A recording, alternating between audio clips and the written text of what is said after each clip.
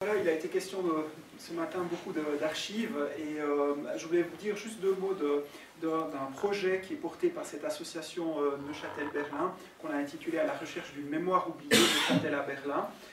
En fait, le constat s'est imposé à l'occasion d'une exposition qui avait été montée au musée d'art et d'histoire à Neuchâtel en 2014 et qui s'appelait Sa Majesté en Suisse. Et c'était justement l'occasion, dans le cadre de cette exposition, de rappeler finalement à l'ensemble de la Suisse qu'il y avait un monarque en Suisse entre 1814 et 1848. Un épisode qui est peut-être méconnu de l'histoire suisse. Et puis, ça a soulevé aussi un certain nombre de questions, parce qu'il s'agissait d'aller rechercher aussi du matériau peut-être inédit. Et on s'est rendu compte qu'en fait, aussi par le retour qu'on avait de certains chercheurs qui venaient régulièrement aux archives de l'État ou qui avaient des contacts avec d'autres institutions, qu'en réalité, il existait énormément de documents inédits ou peu utilisés qui se trouvaient à Berlin. Alors, ce n'est pas étonnant finalement qu'il y ait des archives concernant Neuchâtel à Berlin, vu cette longue histoire qui unit ces deux pays, mais on les croyait pour une grande partie perdus suite aux différents aléas de l'histoire.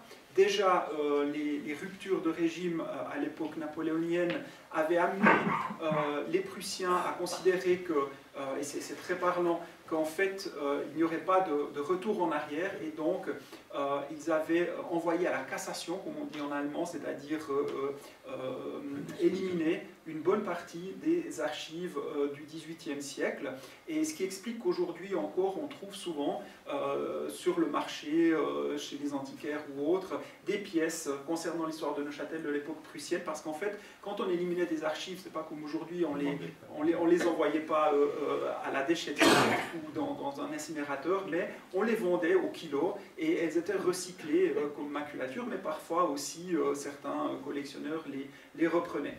Donc là, évidemment, il y a eu une certaine perte, mais en réalité beaucoup moins importante que ce qu'on a pu croire un certain temps.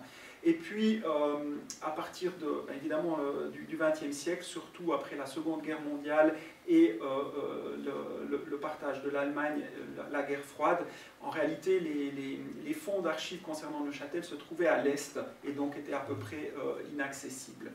Et c'est qu'après la chute du mur, que progressivement les choses se sont remises en place et qu'on a pu reprendre contact aussi avec nos collègues berlinois, nos collègues archivistes. Et l'heureuse surprise, c'était de se rendre compte que tous ces fonds avaient été sauvegardés, avaient survécu à ces aléas, au bombardement de la Seconde Guerre mondiale, etc., qu'ils avaient été réunis sous un même toit, et que non seulement on avait beaucoup de choses sur le XIXe siècle, ce dont on se doutait, mais que le XVIIIe siècle était aussi encore très bien documenté.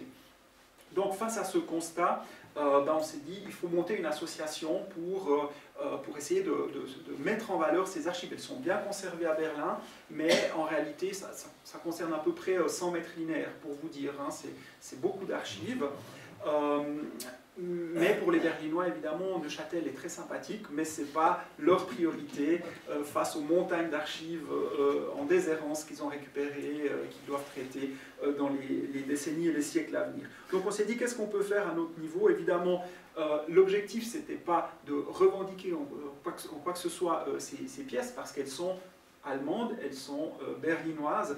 C'est un reflet de l'histoire neuchâteloise, mais ce n'est pas des archives qui appartiennent à Neuchâtel. Donc on s'est dit, en fait, il faudrait que ces fonds soient traités et rendus accessibles à la recherche, aux chercheurs, le plus rapidement possible. Donc comment est-ce qu'on peut faire en sorte de convaincre nos collègues berlinois de prioriser ce dossier?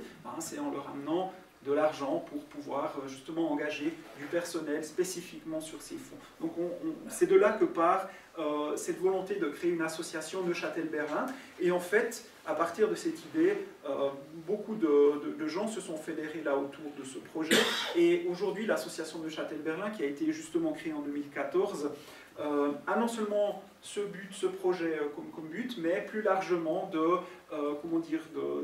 d'œuvrer à la mise en valeur de cette histoire largement méconnue qui unit Neuchâtel à Berlin, mais plus largement la Suisse à l'Allemagne, Évidemment qu'on se concentre sur la période 1707, 1848, 1856, disons pour calculer large, mais on veut aussi pouvoir élargir davantage les activités, que ce soit à des périodes ultérieures, parce que en réalité, institutionnellement, l'histoire de Neuchâtel avec Berlin se termine en 1857, avec le traité de Paris, mais en réalité, de nombreuses familles neuchâteloises étaient établies à Berlin, certains se sont même exilés à Berlin après 1856, ont fait souche, et donc certains ont servi encore dans les régiments neuchâtelois prussiens bien au-delà de 1856. Donc cette histoire-là mérite aussi d'être connue. À l'inverse, beaucoup d'Allemands sont venus s'établir, alors là on en parlera peut-être aussi avec les réfugiés badois, mais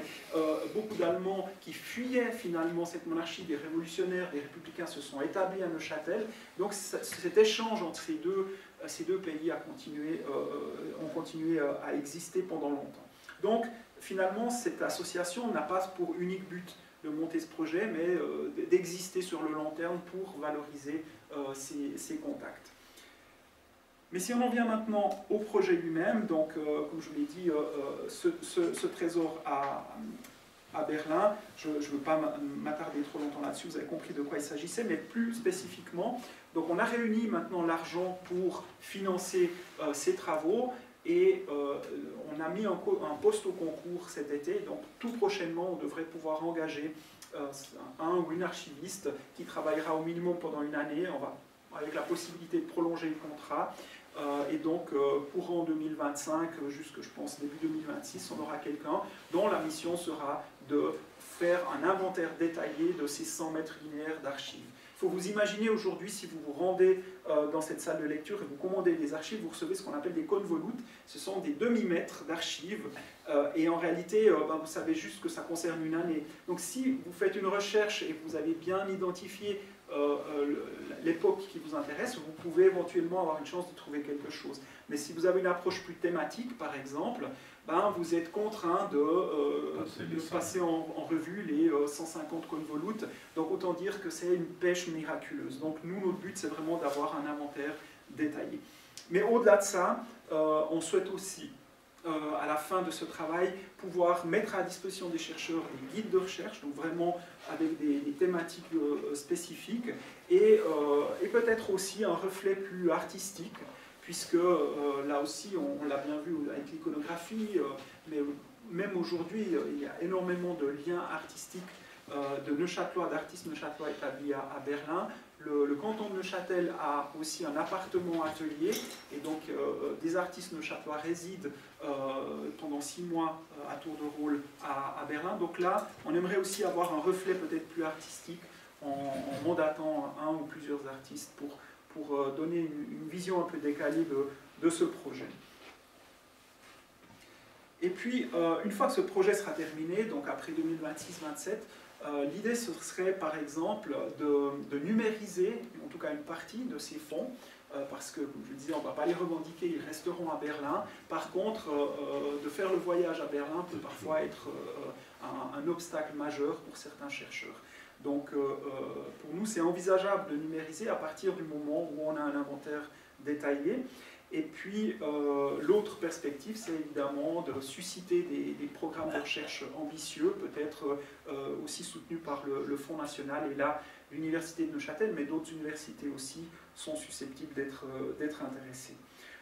Donc voilà, en gros, ce projet pour nous, il représente vraiment un enjeu majeur en termes mémoriels, parce qu'en réalité, ce gouvernement à distance qui a existé pendant près de 150 ans, il a une grande vertu d'un point de vue archivistique, c'est que quand il y a de la distance, on crée beaucoup plus, on produit beaucoup plus d'archives. C'est bien connu avec la correspondance, par exemple la correspondance amoureuse, quand les gens cohabitent, se voient tous les jours, ils s'écrivent très peu.